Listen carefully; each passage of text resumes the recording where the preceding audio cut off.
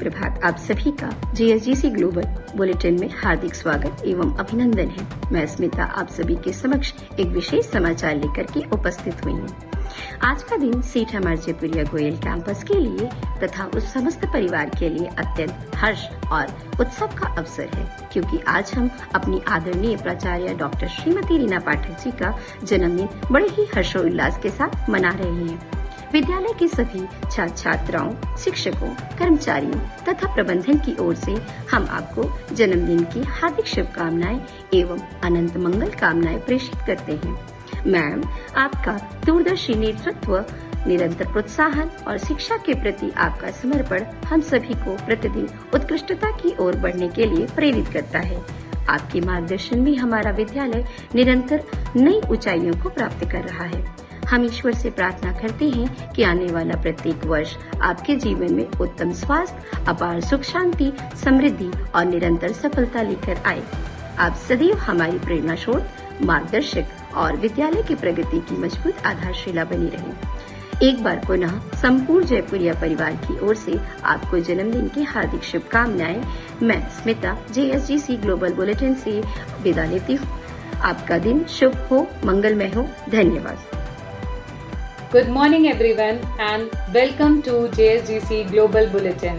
I am Madhvi bringing you a very special update. Today is a day of joy and celebration for the entire St. M.R. Jayapuriya School Goel Campus family as we celebrate the birthday of our respected principal Dr. Reena Pathak ma'am. On behalf of all the students, teachers, staff members and the management, we extend our heartfelt birthday wishes to you, ma'am. Your visionary leadership, constant encouragement, and unwavering dedication inspires each one of us to strive for excellence every day. May the year bless you with good health, happiness, peace, and continued success. Thank you for being our mentor, our guide, and the driving force behind our school's achievement. Once again, from the entire Jayapuriya family, we wish you a very happy birthday, Dr. Reena Pathak ma'am. This is Madhvi signing off from the JSGC Global Bulletin. Thank you for watching and have a wonderful day.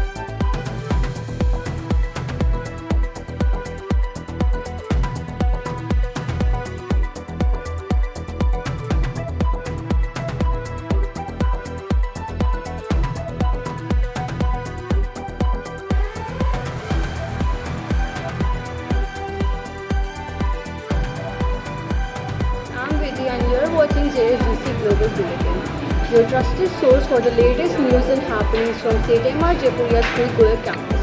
Let's begin today's headlines. St. M.R. Jayapuriya School Goel Campus organized a 2-day Wordsworth workshop for English teachers. Resource person Mr. Antariksha Goswami introduced innovative language teaching strategies. Principal Dr. Reena Pathak praised the initiative encouraging students to embrace continuous learning and classroom excellence. Goel Campus inaugurated Summer Camp 2026 with around 250 enthusiastic students, packed with creative workshops, sports and rock sport adventure activities. The camp promoted confidence, teamwork and joyful learning. Principal Dr. Reena Pathak inspired students through their enthusiastic participation. CLAD Conclave 2026 honored outstanding achievers for their exceptional success. St. M.R. Jayapuriya School Goel Campus proudly celebrated Ojas Dikshit's AIR 23. Principal Dr. Reena Pathak applauded his dedication, inspiring students to pursue excellence through perseverance, discipline and unwavering commitment to their goals. St. M.R. Jayapuriya School Goel Campus celebrated Founders Day with a tree plantation drive. Chairman Mr. Manish Agarwal and Principal Dr. Reena Pathak inspired students to embrace environmental responsibility. Students enthusiastically planted saplings, reaffirming the school commitment to sustainability, responsible citizenship and a greener future. St. M.R. Jayapuriya School Goel Campus partnered with Hindustan Times to organize a mega tree plantation drive. Class 6 planted saplings promoting environmental responsibility. Chairman Mr. Mahesh Agarwal and Dr. Reena Pathak inspired students to nurture every plant for a greener and more sustainable future. Thank you. मेरा नाम रेशम है और आज मैं आप सभी के सामने विद्यालय समाचार प्रस्तुत करने जा रहा हूँ। पहली खबर, पॉक्सो एक्ट पर जागरूकता कार्यशाला। सेठ हमार जयपुरिया स्कूल गोयल कैंपस में 27 जून 2026 को पॉक्सो एक्ट पर जागरूकता कार्यशाला आयोजित हुई। विशेषज्ञ डॉक्टर सौमिता पांडे ने बाल सुरक्षा, असुरक्षित स्पर्श, ऑनलाइन सुरक्षा एवं आत्म सुरक्षा के उपाय बताए। चेयरमैन श्री महेश अग्रवाल और प्रधानाचार्य डॉक्टर रीना पाठक ने विद्यार्थियों के सुरक्षित एवं सम्मानजनक वातावरण के प्रति विद्यालय की प्रतिबद्धता दोहराई। दूसरी, हिंदुस्तान टाइम्स और गोयल कैंपस का सम्मिलित प्रयास। पर्यावरण के प्रति जागरूकता अभियान के अंतर्गत हिंदुस्तान टाइम्स के संयोजक से जयपुरिया स्कूल गोयल कैंपस के परिसर में वृक्षारोपण का आयोजन किया गया, जिसमें कक्षा 6 के विद्यार्थियों ने बढ़ चढ़कर हिस्सा लिया और उत्साहपूर्वक नए पौधे आरोपित किए। इस कार्यक्रम में हिंदुस्तान टाइम्स के प्रतिनिधियों के साथ विद्यालय के चेयरमैन श्री महेश अग्रवाल एवं प्रधानाचार्य डॉक्टर श्रीमती रीना पाठक भी शामिल हुए। बच्चों के अतिरेक उत्साह को देखकर सभी प्रभावित हुए। श्री महेश अग्रवाल जी ने उन्हें पर्यावरण का महत्व बताया और प्रधानाचार्य जी ने कहा कि सिर्फ पौधे रोपने नहीं बल्कि नियमित रूप से उनकी देखभाल भी जरूरी है। तीसरी, गोयल कैंपस में अंतर्राष्ट्रीय योग दिवस। सेठ हमार जयपुरिया स्कूल गोयल कैंपस में 21 जून 2026 को अंतर्राष्ट्रीय योग दिवस उत्साहपूर्वक मनाया गया। चेयरमैन श्री महेश अग्रवाल एवं प्रधानाचार्य डॉक्टर रीना पाठक की उपस्थिति में योग, प्राणायाम और स्वास्थ्य जागरूकता कार्यक्रम आयोजित हुई। उन्होंने सभी को स्वस्थ, संतुलित एवं अनुशासित जीवन अपनाने के लिए प्रेरित किया। चौथी, संस्थापक दिवस पर वृक्षारोपण अभियान। सेठ हमार जयपुरिया स्कूल गोयल कैंपस में 19वें संस्थापक दिवस पर वृक्षारोपण अभियान आयोजित किया गया। चेयरमैन श्री महेश अग्रवाल एवं प्रधानाचार्य डॉक्टर रीना पाठक ने पर्यावरण संरक्षण, हरित भविष्य और सामाजिक उत्तरदायित्व का संदेश देते हुए विद्यार्थियों को पौधारोपण एवं उनके संरक्षण के लिए प्रेरित किया। पांचवी, क्लैट परीक्षा में उत्कृष्ट सफलता पर सम्मान। क्लैट कॉन्क्लेव 2026 में सेठ हमार जयपुरिया स्कूल गोयल कैंपस के ओजस दीक्षित AIR 23 एवं अदिति सिंह AIR 157 को उत्कृष्ट प्रदर्शन के लिए सम्मानित किया गया। प्रधानाचार्य डॉक्टर रीना पाठक ने दोनों विद्यार्थियों की उपलब्धि को सराहना करते हुए इसे अन्य छात्रों के लिए प्रेरणा स्रोत बताया। छठी, सिद्धि 2026 में विद्यार्थियों का सम्मान।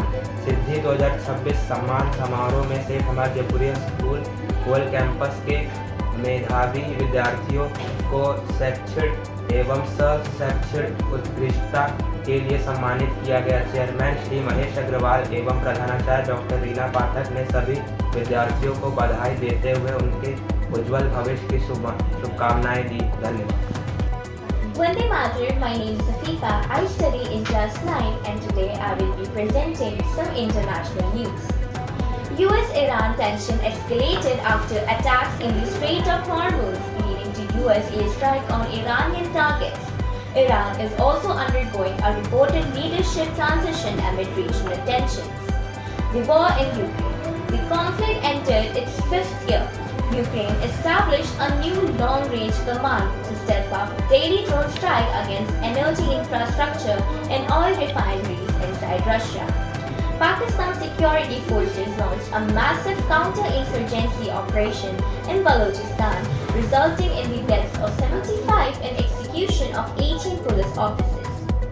Regional political dynamics in the UK are shifting rapidly, with Manchester Mayor Andy Burnham gaining significant national traction and positioning himself on the verge of becoming the next UK Prime Minister. Palestinian President Mahmoud Abbas issued a formal decree setting November 28, 2026 as the official date for election across all Palestinian territories. Severe tropical storms hit southern China, sparking catastrophic flooding that left at least 39 people dead and thousands stranded. The European Union formally accused Meta of violating social media laws, asserting that Facebook and Instagram features are designed addictive designs and legally demanded algorithm changes. Thank you. Vande Mataram सभी को। मैं आरना श्रीवास्तव आज अंतर्राष्ट्रीय समाचार देने वाली हूँ। हाल ही में भारत के प्रधानमंत्री श्री नरेंद्र मोदी ने 6 से 8 जुलाई तक इंडोनेशिया का दौरा किया, जो उनकी चौथी यात्रा थी और पहली द्विपक्षीय यात्रा भी थी। इस दौरान रक्षा, शिक्षा और डिजिटल ट्रेड सहित कई समझौते हुए और खास तौर पर IIM बेंगलुरु का पहला विदेशी कैंपस इंडोनेशिया में खुलने का ऐलान हुआ। यूरोप में भीषण गर्मी से स्पेन, फ्रांस, पोर्चुगल और अन्य देशों में भी भीषण गर्म हवाएं तथा जंगलों में आग से जनजीवन प्रभावित हुए। नाटो शिखर सम्मेलन में रक्षा, शिक्षा और रक्षा खर्चे बढ़ाने, यूक्रेन को समर्थन और यूरोप की सुरक्षा पर बड़े फैसलों की चर्चा हुई। अमेरिका ईरान तनाव। अमेरिका ने ईरान को 170 ठिकानों पर हमले किए, जिसके जवाब में ईरान ने भी कड़ी प्रतिक्रिया दी है और हार्मुज़ में दखल न देने की चेतावनी दी है। रूस यूक्रेन संघर्ष। यूक्रेन ने शांति समझौता की उम्मीदों के बीच तनाव कम नहीं हो रहा है और रूस राष्ट्रपति पुतिन द्वारा युद्ध को आगे बढ़ाने की तैयारी हो रही है। धन्यवाद। Myself Naisha, I am from class 9. Today I am going to present you the recent national news. PM Narendra Modi and Australia signed 18th agreement to strengthen cooperation. The IMD announced that the southwest monsoon covered the entire country. Heavy rainfall led to the school closure in several states, including Uttar Pradesh and Uttarakhand. The centre defended the E20 fuel initiative to reduce fuel import and pollution. The Dhurandhar franchise has helped boost the Indian box office, contributing to the strong first half of 2026. Indian archers are competing at Archery World Cup State 4 in Madrid. Army chief visited forward areas in Poonch, Jammu and Kashmir to review the security situation. ONGC plans to build a new strategic oil reserve in Mangaluru to strengthen India's energy security. Uttarakhand has become the 6th fully literate state over 1981 literacy. The Assam opposition has demanded stricter action against the fake currency in brackets. The security operation in Manipur will be intensified following a recent ambush. Thank you. मेरा नाम है गंभीर सिंह, मैं कक्षा 9 का छात्र हूँ। आज मैं न्यूज़ बताऊँगा। आर्मी चीफ ने सिक्योरिटी सिचुएशन रिव्यू करने के लिए पहुँच जम्मू एंड कश्मीर के फॉरवर्ड एरिया का दौरा किया। इंडिया की एनर्जी सिक्योरिटी को मजबूत करने के लिए ONGC बेंगलुरु में एक नया स्ट्रैटेजिक ऑयल रिजर्व बनाने का प्लान कर रही है। उत्तराखंड 98% से ज़्यादा लिटरेसी के साथ इंडिया का 6th fully literate state fully literate state बन गया है। असम ऑपोजिट ने फेक करेंसी रैकेट के काफिले में और स्ट्रिक्ट एक्शन लेने की डिमांड की है। हाल ही में हुए अम्बुश के बाद मणिपुर में सिक्योरिटी ऑपरेशन को और तेज बढ़ा दिया गया है। इंडिया आर्चर्स मैरिड में main archery world cup stage 4 में कंप्लीट कर रहे हैं। Thank you everyone, my name is Vanshing, student of class 9, going to represent the weather report. Over the past month, India is experiencing a hot and humid climatic conditions in many regions, with the late arrival of southwest monsoon, resulting in a below average rainfall in many parts of the country. Northern, central and peninsular India experienced a high temperature, but coastal and northeastern areas experienced good rainfall. Looking ahead, India is going to experience active monsoon activities in a ongoing month. Most parts of India are likely to receive moderate to heavy rainfalls with the thunderstorms. Temperatures are expected to decrease slightly, bringing relief from the extreme heat. Looking to Lucknow, it is going to experience a hot and humid conditions in the previous month, with a daytime temperature often reaching to 42 degrees Celsius, and rainfall was limited due to the delayed arrival of monsoon.